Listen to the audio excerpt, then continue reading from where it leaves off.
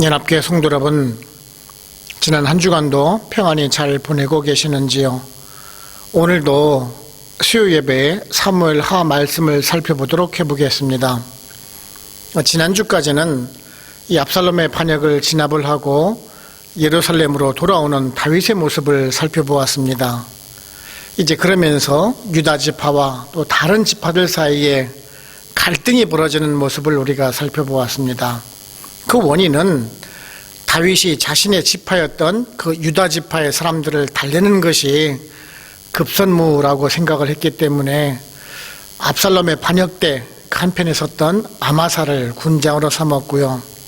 또 유다 지파 사람들을 위주로 해서 환궁하는 것을 지휘하도록 하였던 것에서 우리가 찾아볼 수가 있을 것입니다.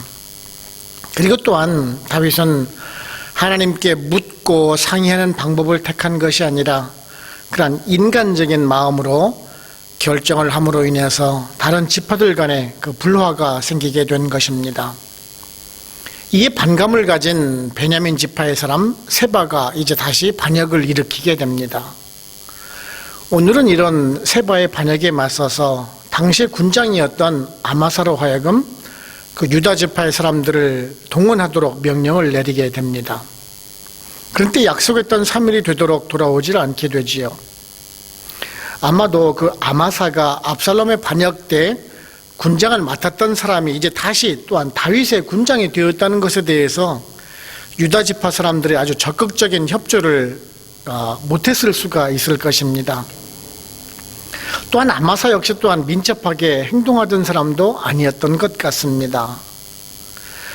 다윗은 그 아마사를 군장으로 삼았다는 것은 당시에 너무나도 큰 실권을 가지고 있었던 요압, 그 전에 있던 군장이죠. 그 군대 장관이었던 그 요압, 너무나 막강한 힘을 키워가던 그 요압을 견제하기 위한 방법이기도 하였습니다. 그런데 이제 요압은 그 아마사가 늦게 오는 틈을 이용을 해서 자신이 다윗의 군대를 이끌고 세바의 반역에 토벌을 하러 나가게 됩니다. 그때 이제 막 돌아오고 있던 아마사를 만나게 되고 칼로 잔인하게 죽이게 됩니다. 그리고 또한 멀리 북쪽에 있던 그 납달리 지파의 땅, 그 아벨 지역에 진을 치고 반역을 하였던 그 세바와 대치를 하게 되는데요. 그 성에 있던 지혜로운 여인은 요압과 단판을 벌려 세바를 넘겨주면은 자신의 성을 보호해 주겠다라는 약속을 받아내게 됩니다. 결국 세바는 이 성 사람들에 의해서 살해가 되고요. 반란은 이제 아주 쉽게 끝나게 되고 다윗은 이제 또한 새로운 정부 관료를 임명하여서 그 행정 조직을 정비하는 모습을 보게 되는 것이 오늘의 본문이라고 할 수 있을 것입니다. 오늘은 이러한 세바의 반역을 진압하기 위해서 벌어진 사건들, 그 아마사가 죽고 세바 역시 또한 죽게 되는 그 과정을 살펴보면서 우리들에게 또한 어떠한 은혜를 주는지 한번 알아보도록 해보겠습니다. 첫째는요, 성도는 원칙을 지키며 정도를 걸어가야 합니다. 오늘 말씀 4절을 보시면은 왕이 아마사에게 이르되 너는 나를 위하여 3일 내로 유다 사람을 큰 소리로 불러 모으고 너도 여기 있으라 하니라 라고 말씀을 하고 있습니다. 유다 지파와 다른 지파들 사이에 이제 그 갈등이 이제 표면화가 되었습니다. 다윗이 환궁을 하고서 자신들에게 아무런 이득이 없을 것이다라고 판단한 다른 지파들은 불만을 표시를 하게 되죠. 이런 틈을 이용을 해서 베냐민 지파의 사람, 그 비그리의 아들 세바가 반역을 일으키게 됩니다. 그러자 다윗은 그 군대 장관으로 삼았던 아마사를 불러서 그 유다 지파의 사람들을 3일 안에 불러 모으라 라고 명령을 내리게 됩니다. 그런데 아마사는 3일 안에 병사를 끌어모으지 못하게 됩니다. 우리는 여기서 그 이유를 몇 가지로 살펴볼 수가 있을 것입니다. 우선은 아마사가 그렇게 능력이 뛰어난 사람이 아니라라는 사실입니다. 이전에 그 압살롬의 반역 때 그 군대 장관으로 있으면서 그 다윗과의 전투에서 수많은 병사들을 지휘하고 있음에도 불구하고 더 많은 수의 병사가 있음에도 불구하고 요압에게 패배를 한 적이 있습니다. 즉 그는 유능한 장수가 아니라라는 것입니다. 그리고 아마사는 지주가 없는 사람인 것 같습니다. 원래는 다윗의 장수였습니다마는 아들 압살롬이 반역을 일으켰을 때 압살롬을 따라갔던 사람입니다. 그런데 이제 다윗이 진압을 하자 다윗을 따라서 다시 또 군장이 된 인물이라는 것입니다. 즉, 이 아마사는 기회주의자적인 인물이라는 점입니다. 세 번째로서는 그 유다 지파의 사람들이 아마사의 명령을 잘 따르지 않았을 것이다라는 점입니다. 같은 유다 지파의 사람으로서 다윗의 편에 섰다가 압살롬의 편에 섰다가 하면서 잘못 선동을 했던 그 책임을 아마사에게 돌렸을 것이 분명합니다. 아무튼 아마사를 통해서 유다 지파의 사람들을 동원을 해서 세바의 반란을 진압하려는 다윗의 계획은 처음부터 무산되고 있음을 볼 수가 있습니다. 그런데 우리들은 이러한 모습을 보면서 단지 그 아마사의 잘못만은 아님을 알 수가 있습니다. 다윗은 아마사를 군장으로 삼아서 힘이 막강하게 되려는 그런 유압을 견제하려는 생각도 있지만 당장 그 유다 지파의 환심을 사는 것이 더 큰 우선이라고 생각을 했기 때문에 같은 지파의 사람, 유다 지파의 사람, 그 아마사를 군장으로 삼으려 했던 그 다윗에게서 더 큰 문제를 발견을 할 수가 있습니다. 즉, 그 인간적인 결정을 하는 다윗의 모습을 본다라는 것입니다. 당장 눈앞에 닥친 사건만을 수습하기 위해서 내리는 그러한 인간적인 결정 말입니다. 무엇이 좀 더 합리적이었을까요? 무엇이 좀 더 바른 방법일까요? 공정하고 지키는 방법이 무엇일까 고민을 했던 것이 아닌 것 같습니다.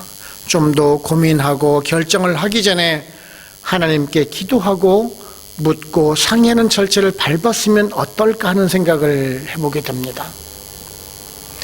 우리들도 그러한 잘못된 결정을 하기가 쉽습니다. 특히 어렵고 힘든 상황이 닥쳤을 때 성급한 결정을 하기가 쉽다는 말씀입니다. 하나님의 뜻을 살피기보다는 내 개인적인 이득을 찾는 결정을 하기가 쉽지요. 지금 당장 나에게 어떤 이득이 될까? 그것이 하나님의 영광을 가리는지 아니면 하나님의 영광도 높이고 나에게 이익이 되는지를 생각하지 못하고 당장 그 눈앞에 닥친 그 현실만을 보면서 성급한 결정을 하기가 쉽습니다. 그래서 좀 빠른 길, 첩경으로 가기가 쉽습니다. 바른 길, 옳은 길을 선택하는 것이 아니라 내 눈에 보이는 그 빠른 길을 선택하는 우리들의 모습을 보곤 하지요. 그런데요, 이러한 바르지 못한 그 첩경은 반드시 문제가 발생한다라는 그 점입니다. 사람들은 그러죠. 좋은 것이 좋은 것이다라고 말입니다. 그리고 또한 편법을 써서라도 편하게 쉽게 가려고 합니다. 그것이 아주 내가 간 길이 편하다라고 생각을 하면 그 길로 가려고 합니다. 불편하고 어려운 길이라면 회피를 하려고 합니다. 그래서 늘 문제가 발생을 하고 일이 잘못되었던 것을 여러분들 많이 경험을 하셨을 것입니다. 교회도 마찬가지입니다. 문제가 발생을 하면 일단 덮으려는 사람이 있고요. 어떤 사람은 그것을 더 부풀려서 확대를 시키려는 사람이 있습니다. 그 문제에 대해서 고민을 하면서 어떻게 해결해 나갈지를 같이 상의하고 고민하기보다는 지금 당장 그 눈앞에 벌어진 그 상황만을 가지고 문제를 삼곤 합니다. 그런데 우리가 그 문제를 자꾸 끄집어낸다고 해서 일이 잘 해결되던가요? 아닐 것입니다. 곪은 상처는 반창고를 붙인다고 해서 해결될 것이 아닙니다. 붕대로 감고 보이지 않게 한다고 해서 상처가 나는 것이 결코 아니라는 말씀입니다. 고통이 있더라도 수술을 해서라도 째고 그 고름을 짜내야지 새살이 돋아나오는 법인 것입니다. 마찬가지로 교회에서 분란을 겪을 때도 마찬가지입니다. 문제를 감추려고 하지 말고 정도를 걸어야 합니다.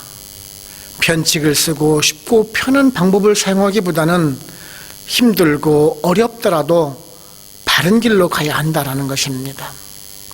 말라기 2장 6절에서요.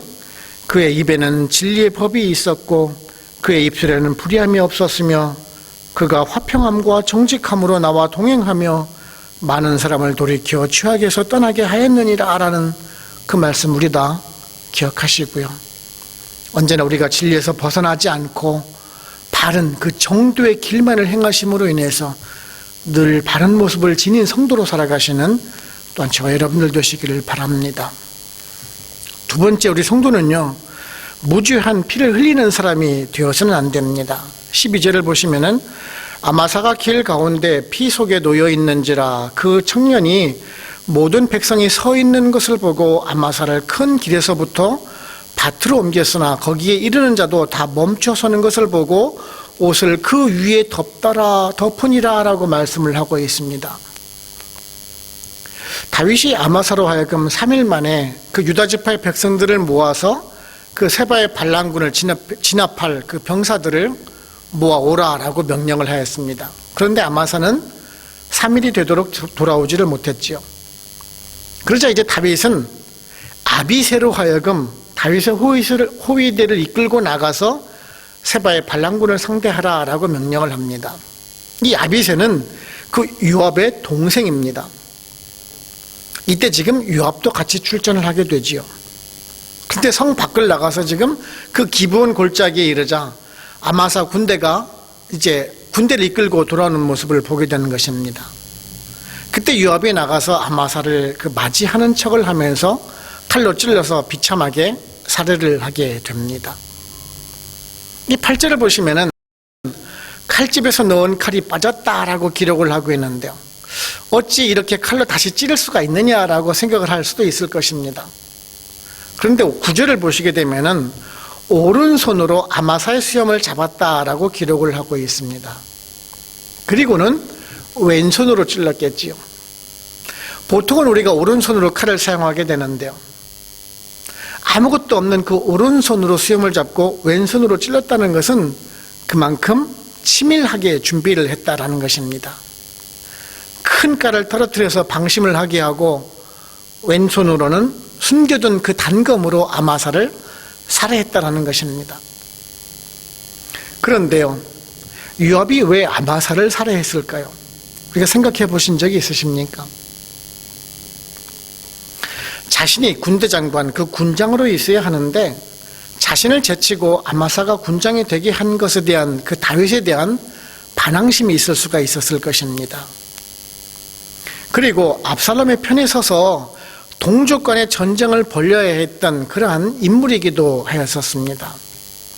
그런 인물을 처단하지 않고 살려주는 것도 모자라서 군대 장관까지 삼았던 그 다윗의 처신에 못마땅했을 수도 있습니다. 아무튼 지금 요압은 아주 잔인한 성정을 가진 사람이면 틀림이 없습니다. 물론 오늘 본문을 보시게 되면 이러한 그 아마사의 죽음에 대해서 어떠한 논평의 말씀이 기록이 되고 있지 않습니다. 그런데요, 오늘 말씀 12절을 보시게 되면 모든 백성이 서 있는 것을 보고라고 기록을 하고 있습니다. 즉 모든 백성이 지금 그 요압이 아마사를 살해하는 그 장면을 목격했다라는 말입니다. 요압이 저지르고 있는 그 악행, 그 죄악을 모두 다 보고 있었다라는 말입니다. 그렇다면 아마사는 요압에게 어떤 인물이었을까요? 그가 요압에게 잘못한 것이 무엇이 있었을까요? 없겠지요. 신명기 19장 10절을 보시게 되면요, 내 하나님 여호와께서 내게 기업으로 주시는 땅에서 무죄한 피를 흘리지 말라. 이같이 하면 그의 피가 내게로 돌아가지 아니하리라 라고 말씀을 하고 있습니다. 지금 요압은요, 자신이 심판자로 나서서 아마사를 처단하고 있는 것입니다. 무고한 피를 흘리게 만들고 있는 것입니다. 참 잔인하고 악한 성정을 가진 인물이라는 것을 보게 됩니다. 이런 요압이 과연 어떤 결과를 기다리고 있었을까요? 물론 예전에도 그 다윗의 명령을 어기고 이스라엘의 군대 장관이었던 아브넬을 죽인 적도 있었습니다. 나중에요, 다윗은 죽기 전에 그 아들 솔로몬에게 유언을 합니다. 열왕기상 2장 6절을 보시게 되면은요, 솔로몬에게 그 요압의 죄가를 지불하라라고 말을 합니다. 이제 요압은 도망을 가서 성소 안에 숨어 있게 되지만은요, 분할을 시켜서 결국은 요압을 살해하게 됩니다. 요압은 무죄한 자를 죽였기 때문에 자신도 또한 그 피의 대가를 받은 것입니다. 사람들은 콩 심은 데 콩 나고 팥 심은 데 팥 난다라는 말을 합니다. 그런데 사실 악인들은요, 그런 말을 잘 알지 못합니다. 늘 자신은 옳은 행동을 하였다라고 자만을 하기가 쉽다라는 말입니다. 근데 오늘 말씀에서 보듯이 모든 백성이 다 보았듯이 하늘의 하나님께서는 모든 것을 다 보고 계시다라는 사실입니다. 그리고 우리가 행한 대로 하나님께서는 다시 심판으로 갚아주실 것이다라는 말씀입니다. 이 얼마나 두려운 말씀입니까? 이러한 백성의 무고한 피를 흘리게 한 그 요압을 보고 하나님께서 심판의 결과를 보여주신 것입니다. 하지만 또한 무고한 죄를 흘림에도 불구하고 또 그렇지 않은 분이 있죠. 누구입니까? 바로 곧 예수 그리스도 우리 주님이십니다. 주님이 십자가에서 흘리신 그 피는 어떻습니까? 무죄한 피였지만은 그 피에 대한 보복을 우리들에게 하시지 않으셨습니다. 왜냐하면은요, 죄 많은 우리를 위해서 피 흘리신 그 희생 제물의 피였기 때문입니다. 그러기에 우리들이 지금 그 주님의 무고한 피로 말미암아 새로운 생명을 살아갈 수가 있는 것입니다. 그래서 우리들은요, 늘 새로운 삶을 살아가야 합니다. 또한 의로운 땀과 피눈물을 흘리면서 진실과 거룩의 씨를 우리가 심어야 할 것입니다. 고린도후서 5장 10절에서요, 이는 우리가 다 반드시 그리스도의 심판대 앞에 나타나게 되어 각각 선악간에 그 몸으로 행한 것을 따라 받으려 함이라 라는 그 말씀 우리 모두 다 명심하시고요, 언제나 주님의 심판대 앞에 서 있다라는 그런 마음으로 성결하게 살아갈 수 있는 저 여러분들 되시기를 바랍니다. 세 번째는 우리는 하나님의 말씀을 따를 때 승리가 보장된다라는 것입니다. 22절을 보시면은 이에 여인이 그의 지혜를 가지고 모든 백성에게 나아가매 그들이 비그리의 아들 세바의 머리를 베어 요압에게 던진지라. 이에 요압이 나팔을 불매 무리가 흩어져 성읍에서 물러나 각기 장막으로 돌아가고 요압은 예루살렘으로 돌아와 왕에게 나아가니라 라고 말씀하고 있습니다. 이 세바가 반란군을 이끌고 진을 친 곳은요, 14절을 보시면은 세바가 이스라엘 모든 지파 가운데 두루 다녀서 야벨과 벤마아가와 베림 온 땅에 이르니 그 무리도 다 모여 그를 따르더라 라고 말씀하고 있습니다. 아마도 지금 여러 지역을 다니면서 그 지파의 사람들을 동요시키면서 세력을 모았을 것입니다. 그리고 아벨과 벤마아가 베림 땅에 지금 이르렀다라고 기록을 하고 있습니다. 이것은 이스라엘 땅 중에서 가장 북쪽에 위치한 납달리 지역의 땅입니다. 그 단지파의 그 서쪽, 북서쪽에 위치를 하고 있고요. 그 갈릴리 호수 위쪽을 보시면 훌레 호수라고 있습니다. 그 훌레 호수 인근 지역입니다. 이곳에서 지금 쇠를 모으면서 아주 장기전을 대비하렸던 것 같습니다. 그런데 지금 그 요압이 이끄는 그 진압군이 그 성을 포위를 하게 되고요, 외벽에다가 흙을 쌓아서 그 토성을 만들어서 이제 그 성을 공격하려고 했습니다. 그러자 그 성 안에 있던 여인이 요압에게 협상의談판을 요구를 하게 됩니다. 정말 참으로 당당한 여인입니다. 당시 그 남성 위주의 사회 속에서 목소리를 높일 수 있었다라는 그런 여인이었다는 점에서 정말 놀라움을 금할 수가 없습니다. 하나님은 이처럼 남자간 여자이건 간에 하나님의 일을 하는 도구로 사용하시는 것을 보게 됩니다. 신분에 의한 제약을 두시지 않는다라는 것이지요. 아무튼 이 여인은 19절을 보시게 되면은 나는 이스라엘의 화평하고 충성된 자 중 하나이거늘 당신이 이스라엘 가운데 어머니 같은 성을 멸하고자 하시는도다. 어찌하여 당신이 여호와의 기업을 삼키고자 하시나이까? 라고 말씀을 하고 있습니다. 하나님께서 분배해 준 기업을 요압 당신이 마음대로 허물 수 없다라는 말씀입니다. 그 전쟁의 소용돌이 속에서도 하나님의 말씀과 신앙의 차원에서 지금 대응하고 있는 모습을 보여주고 있습니다. 인간적인 관점이 아니라 하나님의 말씀에 비추어서 지금 말을 함으로 인해서 당시 최고의 장수였던 요압을 설득할 수가 있었던 것입니다. 우리 성도들의 삶이 바로 곧 이런 것이어야 합니다. 또한 이것이 바른 지혜일 것입니다. 이 여인은 하나님의 말씀을 가지고 담대히 단판을 지어서 그 동족 성전의 비극을 막을 수가 있었고, 성도 지킬 수가 있었고, 많은 사람들의 생명까지도 살리는 일을 했던 것입니다. 완전한 승리를 거둘 수 있는 그 비결이 바로 곧 그 온전한 하나님의 말씀을 따르는 데 있었던 것입니다. 사실 이것이 가장 기본적인 진리이고 지혜입니다. 근데 사실 우리들은 이런 하나님의 지혜를 찾기보다는 인간적인 방법을 통해서 해결하려고 하는 그러한 경향들이 있습니다. 교회에서도 그렇지요.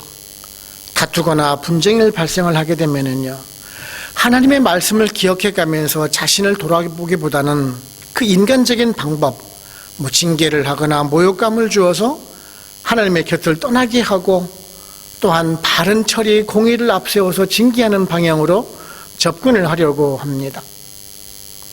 그런데 역대하 19장 6절을 보시면은요, 재판관들에게 이르되 너희가 재판하는 것이 사람을 위하여 할 것인지 여호와를 위하여 할 것인지를 잘 살피라.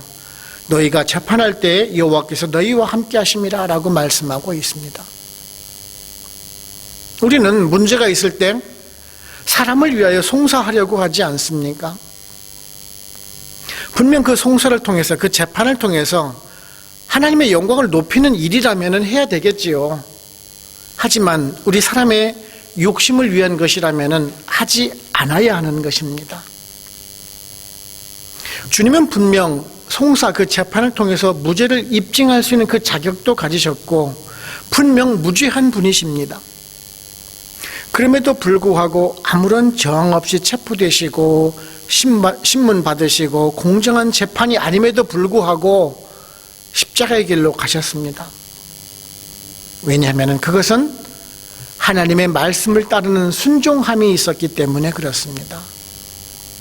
그 십자가의 피 흘림을 통해서 인류를 향한 구속사역의 완성을 위해서 그 말씀에, 하나님의 말씀에 순종하였던 것입니다. 우리들도 마찬가지입니다. 하나님의 말씀을 따라 살 때 승리할 수가 있습니다. 지금은 영적인 전쟁의 상태입니다. 정말 한치 앞도 모르는 그 팬데믹 시대에 살고 있습니다. 이럴 때 우리들은 하나님의 말씀보다는 그 이웃의 충고나 내 자신의 경험이나 세상적인 지혜를 찾기가 쉽습니다. 하지만 이런 것은 실패할 것입니다. 모든 승리의 비결은 하나님 말씀에 순종하는 데 있는 것입니다. 마태복음 7장 24절에서요. 그러므로 누구든지 나의 이 말을 듣고 행하는 자는 그 집을 반석 위에 세운 지혜로운 사람 같으니라는 그 말씀, 우리 모두 다 명심하시고요. 언제나 그 판단의 기준이 하나님의 말씀에 비추어서 우리가 생각해보고 하나님의 말씀에 비추어 따라가심으로 인해서 언제나 승리하는 인생을 살아가시는 여러분들 되시기를 바랍니다. 결론적으로 말씀을 드리면은 마지막 23절부터 26절까지를 보시게 되면은요, 다윗이 이제 그 국가의 조직을 개편하고 그 자리에 앉힌 사람들이 기록이 되고 있는 것을 보게 됩니다. 그런데 특이한 인물이 하나 있습니다. 바로 요압이 다시 군대 장관에 올랐다라는 점입니다. 압살롬의 반역을 진압을 하고 새로운 장관으로 아마사를 세웠었습니다. 그리고 아마사가 다시 일어난 그 세바의 진압군을 모으는데 진척이 없자 아비새를 군장으로 삼았었습니다. 그런데 이제 다시 요압이 군대 장관으로 임명을 하게 됩니다. 다윗은 지금 요압을 그 군대 장관으로 삼고 싶지는 않았습니다. 하지만 어쩔 수 없이 세울 수밖에 없었다라는 것은 우리는 알 수가 있습니다. 나중에 다윗이 임종을 할 때 솔로몬에게 요압을 징계할 것을 남긴 것으로 보아서도 우리가 알 수가 있습니다. 그렇다면 다윗은 왜 요압에게 질질 끌려가는 모습을 보여주고 있을까요? 그것은 우리가 다윗이 밧세바와의 그 간음 사건으로 올라가서 우리가 살펴볼 필요가 있습니다. 다윗이 그 밧세바의 남편 우리아를 살해하기 위해서 요압에게 편지를 쓴 적이 있습니다. 다윗이 자신의 잘못을 은폐하기 위해서 요압에게 부탁을 한 적이 있지요. 결국 이것이 다윗의 발목을 잡는 중요한 사건이 되었고, 다윗은 이런 요압에게 군부의 실권까지 맡길 수밖에 없는 지경에 이르렀던 것입니다. 이것이 무엇을 말씀해 주는 것이겠습니까? 작은 범죄, 그 잘못 하나가 당도의 최고의 영웅이었던 다윗에게 치명적인 약점이 되었던 것입니다. 우리들도 마찬가지입니다. 사탄은 지금도 우리들에게 그 작은 죄를 안겨주기 위해서 유혹의 덫을 놓고 있습니다. 교회를 무너뜨리기 위해서, 목회자를 무너뜨리기 위해서 죄의 덫을 놓고가 있습니다. 그런데요, 잠언서 28장 1절을 보시게 되면은요, 악인은 쫓아놓은 자가 없어도 도망하나 의인은 사자같이 담대하니라 라고 말씀하고 있습니다. 그렇습니다. 우리가 하나님 앞에 담대하게 살아간다면 무슨 두려울 것이 있겠습니까? 지금 힘들고 어려운 시기를 보낸다 할지라도 용기를 가지시기 바랍니다. 말씀 앞에 바로 서 있는 우리가 되기를 원합니다. 정말 그래서 우리가 죄의 유혹 앞에서 당당히 맞서고 정말 힘든 임의 생활 속에서 하나님의 말씀만 순종함으로는 그런 지혜를 통해서 또한 하나님께서 주시는 그 지혜를 받아서 늘 승리하시는 생활을 해나가시는 우리 연합교회 모든 성도님들 다 되시기를 주님의 이름으로 축원을 합니다. 기도하겠습니다. 하나님 아버지 감사합니다. 오늘도 말씀을 통해서 저희들에게 교훈해 주시니 감사를 드립니다. 집합한 욕심으로 인해서 갈등이 일어나게 되고 결국 세바의 반역으로 이어졌으며, 또한 요압의 그 욕망으로 인해서 다시 아마사가 비참히 살해되는 모습을 우리가 살펴보게 됩니다. 그리고 그 지혜로운 여인으로 말미암아 세바의 반역이 무의로 끝나고, 또한 그 벤마아가 아벨 사람들이 피해를 입지 않는 그런 모습을 우리가 보게 됩니다. 결국 그 인간의 욕심의 결과가 범죄로 이어지게 되고, 또한 이로 말미암아 더 큰 피해로 이어지는 것을 우리가 보게 됩니다. 사실 모든 것이 다윗의 범죄가 이렇게 끊임없는 또 다른 범죄로 이어지는 것을 보면서 죄가 얼마나 무서운 것인지를 우리가 깨닫게 됩니다. 우리들도 지금은 힘들고 어려운 시기를 지금 살아가고 있습니다. 이런 팬데믹 시대에 하나님의 말씀을 따라서 살기보다는 인간적인 판단을 하기가 쉽다는 것을 우리가 알게 됩니다. 그리고 오늘 말씀대로 이런 인간적인 생각과 욕심이 더 큰 실패를 가져온다는 것을 깨닫고 우리가 다시 하나님 말씀으로 돌아가기를 원합니다. 하나님 말씀을 우리가 머리로만 이해하지 않고 지식으로만 알려고 하지도 않고 우리가 가슴으로 받고 우리가 뼛속 깊숙이 새기어서 용기 있고 담대한 그 실천으로 이어지는 생활을 통해서 담대히 이겨나가는 우리가 되기를 원합니다.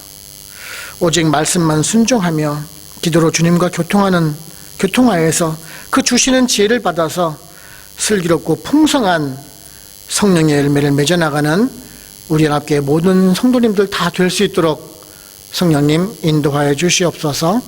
오늘도 말씀을 통해서 우리들에게 교훈해 주심을 감사하고 우리를 죄에서 구원하신 예수 그리스도 이름으로 감사하며 기도하옵나이다. 아멘. 축도를 마칩니다.